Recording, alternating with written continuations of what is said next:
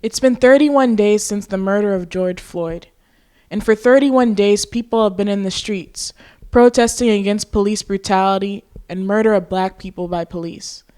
A lot has changed in these weeks, from the monuments of the Confederacy and symbols of America coming down, and the inclusion of the demand for Trump to resign. The call and the demand, Black Lives Matter, has been an international battle cry, and people are in the streets and artists are speaking out. A lot of things have been changed, and many of us have begun to see our power, and people have taken to the streets. Through all the tear gas and the rubber bullets and brutality, the initiative has been seized by the people. And with this has come new challenges. Here are a few things we think that people need to get a deeper understanding of in the streets. On the question of the role of the police, many have asked, what are the police really out there to do? So we'd like to draw people's attention to a quote from Bob Avakian found in Basics on the role of the police. And we're going to play a clip from the film Why We Need an Actual Revolution and How We Can Really Make Revolution, where Avakian gets into what does this mean. And I just want to point out, it's not that the police are failing to do their job. And the question isn't whether they're good cops or bad cops. The problem is much deeper. So what are they really out there to protect and serve? And what's the function that they're really playing in society? So let's play the clip.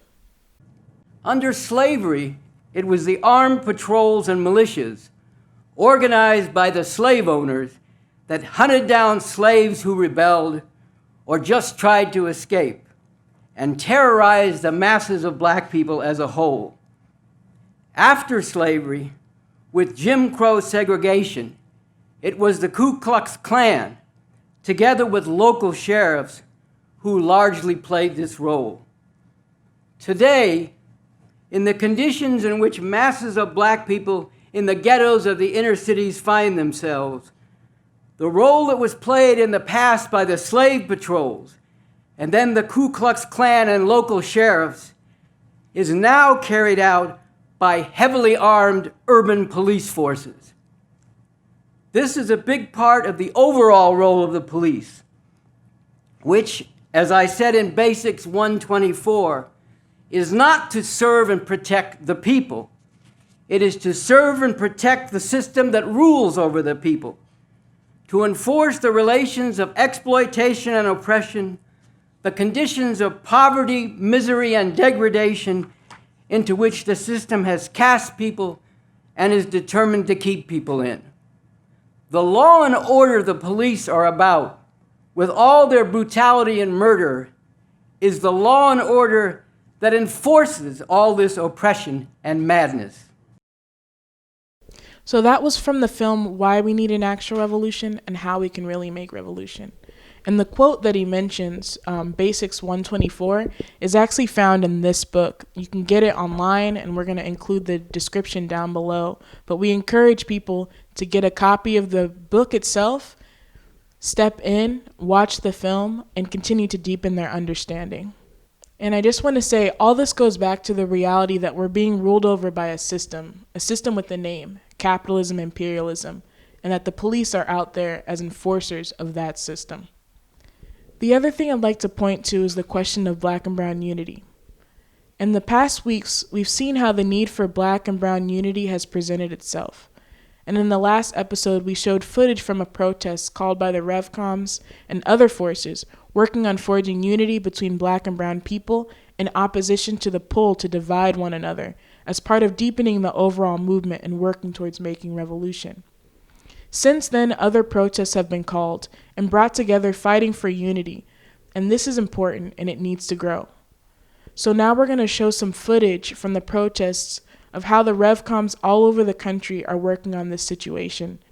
Some of these protests were called directly for black and brown unity, and other protests were called in response to how ICE is acting in regards to immigrants and putting children in cages still. So now let's go to that footage.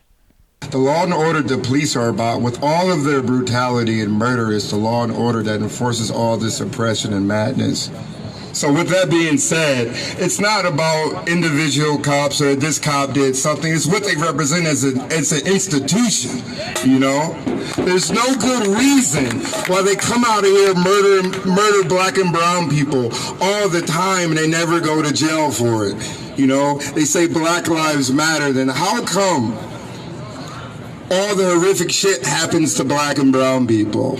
And if you just look at the long history of this country, you know, the degradation of people, the theft of land, you know, America was never great. There's nothing sacred about this country. There's nothing sacred about these fucking borders, you know? And I'm putting a challenge to people who can hear my voice. If you've been wondering or if you're questioning, how do we get to a world? How do we get to a society where this horrific shit isn't going on anymore? You know? And you need to find out about this leadership that we have in Baba Vaki. You need to find out about the revolution clubs and actually get involved and challenge those preconceived notions that you have of communism. And in fact, this is the new communism. So I'm really putting a challenge to people to engage this. Come find out about the revolution clubs. You know, you can catch us in these shirts. You know, we have an organizing center on 71st and Bennett. You know, you can come down there and talk to us, you know. And I'm really stressing the point that everybody should leave here thinking, how do we get past this? How do we get to a world this shit isn't going on anymore? That's not just a dream. You know, we can get to that world, but what's standing in the way is capitalism, imperialism. It needs to be overthrown. Once again, I'm Nico with the Revolution Club in Chicago, and we need revolution, nothing less. Get your thoughts on us getting together today, of course, for to support our children that are in cages and stuff. You can just give me your quick thoughts on the whole thing.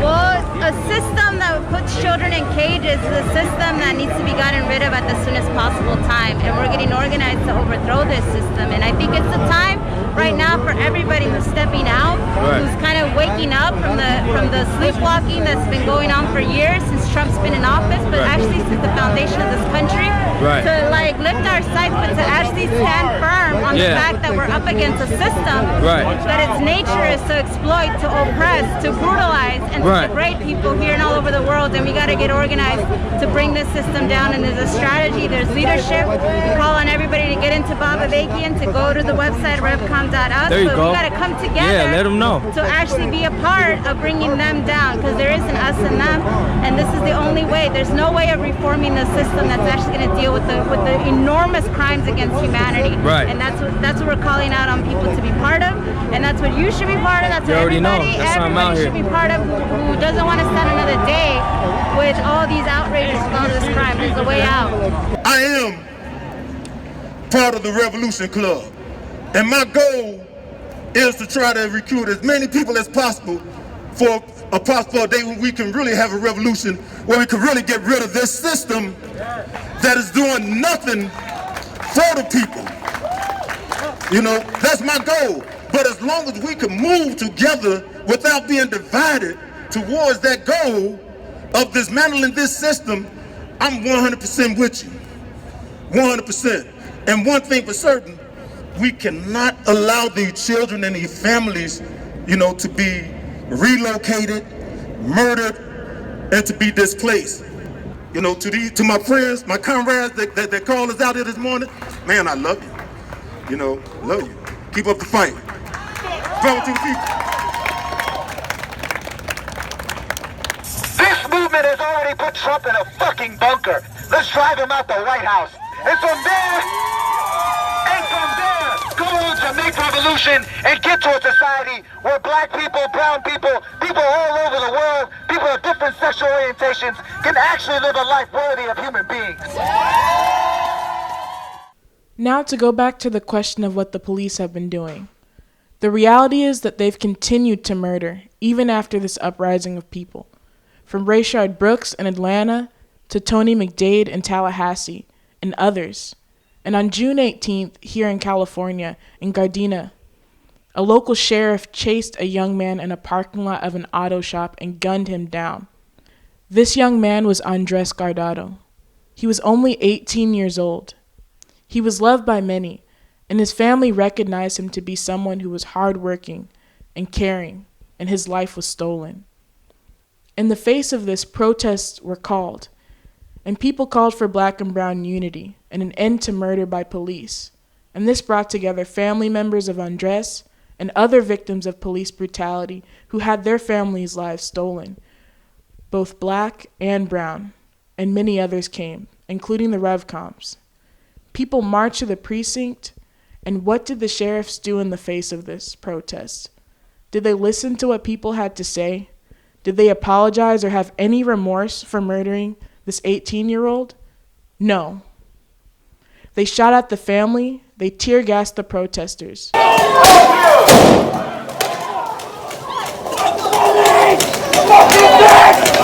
Even after the cops have been put on the defensive, this is how they respond. They murder and they brutalize people protesting, standing up. This is the example of the role that they really play, continuing to keep people in conditions that they're in and continuing to murder and terrorize black and brown people and people standing up against this oppression. And I just want to say that our determination to fight to put an end to murder by police and police brutality has to continue and be strengthened. And we have to fight for nothing less than that to be truly ended. People need to deepen their understanding of the role of the police as well as the system of capitalism and imperialism that is enforcing this madness. If you're in the streets, you should reach out and connect with the RevComs or take the revolution up wherever you are. But we have to grow this.